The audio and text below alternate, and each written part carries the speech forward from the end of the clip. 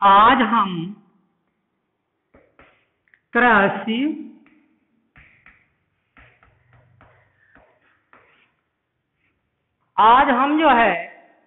कृषि अर्थशास्त्र के अंतर्गत कुछ नियम के बारे में बताएंगे।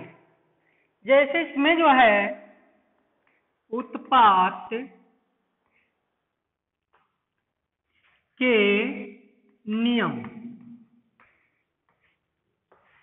देखिए, कृषि अर्थशास्त्र में उत्पत्ति के 3 नियम होते हैं। उन नियमों के बारे में हम बताएंगे। नंबर 1, पहला नियम है उत्पत्ति ह्रासमान का नियम। उत्पत्ति ह्रासमान का नियम। नंबर 2 आपका दिया गया है समता का नियम। और तीसरा जो नियम है वो है वृद्धिमान का नियम। देखिए, 3 नियम आपके दिए गए हैं। पहला हमने आपको बताया उत्पत्ति ह्रासमान नियम। उत्पत्ति ह्रास नियम, ये नियम वो नियम है जिसमें हम श्रम पूंजी की इकाइयां जैसे जैसे लगाते जाते हैं वैसे वैसे उत्पादन की जो मात्रा है वो बढ़ती नहीं है बल्कि घट जाती है। ये कृषि में लागू होता है, क्योंकि कृषि में ज्यों ज्यों उत्पादन की मात्रा हम लगाएंगे उत्पादन बढ़ेगा नहीं बल्कि घटेगा।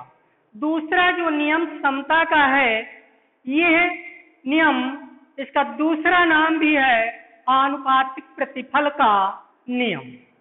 इसमें यह होता है कि जैसे जैसे हम श्रम और पूंजी की इकाइयों का लगाते हैं या इकाइयों का प्रयोग करते हैं तो उत्पादन जो है ना बढ़ेगा और ना घटेगा, अर्थात हम कह सकते हैं वो स्थिर रहेगा। अब देखिए, तीसरा जो नियम है ये है वृद्धिमान प्रतिफल का नियम। ये वो नियम है जिसमें हम श्रम और पूंजी की इकाइयां ज्यों ज्यों लगाएंगे, अर्थात कहने का मतलब ये है कि तीसरे नियम में उत्पादन जो है वो बढ़ेगा। ये नियम कारखानों में लागू होता है, क्योंकि कारखानों में ये वृद्धिमान का नियम लागू होता है। अब देखिए, हम एक छोटा सा नियम इसमें पढ़ाने जा रहे हैं। वो आपका है नंबर 2 का समता का नियम। समता का नियम ये वो नियम है जिसमें उत्पादन की मात्रा न बढ़ेगी और न घटेगी, अर्थात स्थिर रहेगी। ऐसा जो उत्पत्ति ह्रास नियम है ये एक प्रकार से हम कह सकते हैं कि एक काल्पनिक है, और इसको हम कैसे आपको एक सारणी द्वारा हम स्पष्ट करेंगे जो सारणी से स्पष्ट होगा। अब इसकी एक हम सारणी द्वारा स्पष्टीकरण, सारणी द्वारा जो है स्पष्टीकरण हम करने जा रहे हैं।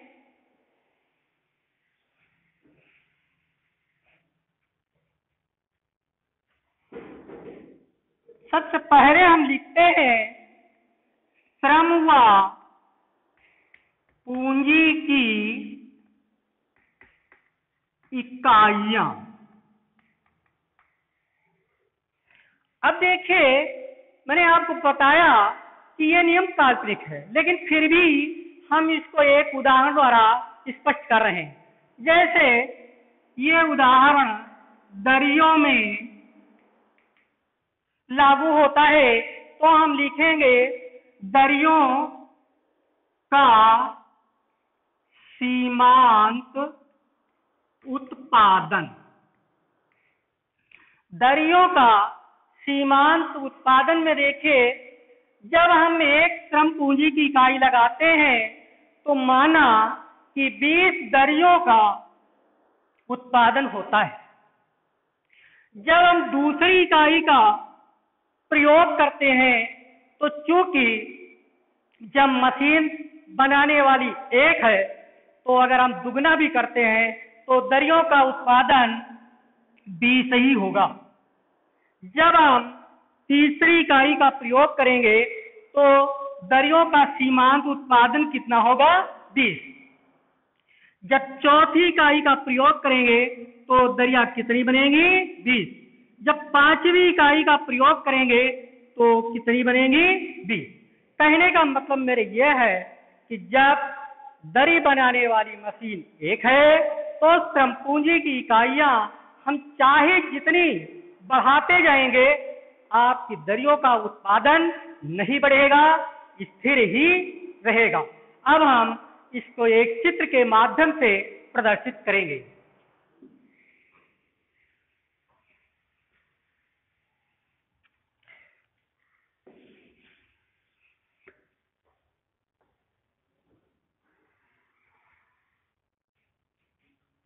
X, Y। नीचे हम लिखते हैं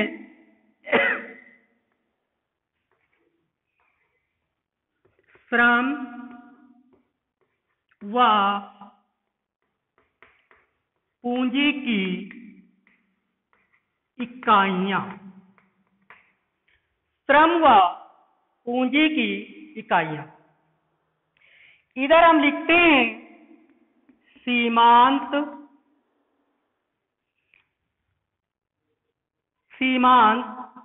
उत्पादन आएगा दरियों का। दरियों का सीमांत उत्पादन। कॉपी की जो एक लाइन है हमने 10 दिखा दिया, 2 है तो 20 दिखा दिया, 3 है 30, 40, 50। जब श्रम पूंजी की एक इकाई लगाते हैं, 1, 2, 3, 4, 5। जब हम श्रम पूंजी की एक इकाई लगाते हैं तो दरियों का उत्पादन कितना होता है? 20। तो हम सीधे ऐसे काट लेते हैं। जब हम 2 लगाते हैं तो दरियों का उत्पादन कितना होता है? 20। जब 3 श्रम पूंजी की इकाइयां लगाते हैं तो दरियों का उत्पादन होता है 20। जब हम 4 लगाते हैं तो कितना होता है? 20।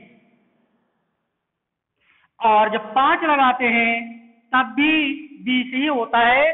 तो हम एक लाइन सीधी खींच देते हैं से। ये स्पष्ट हो रहा है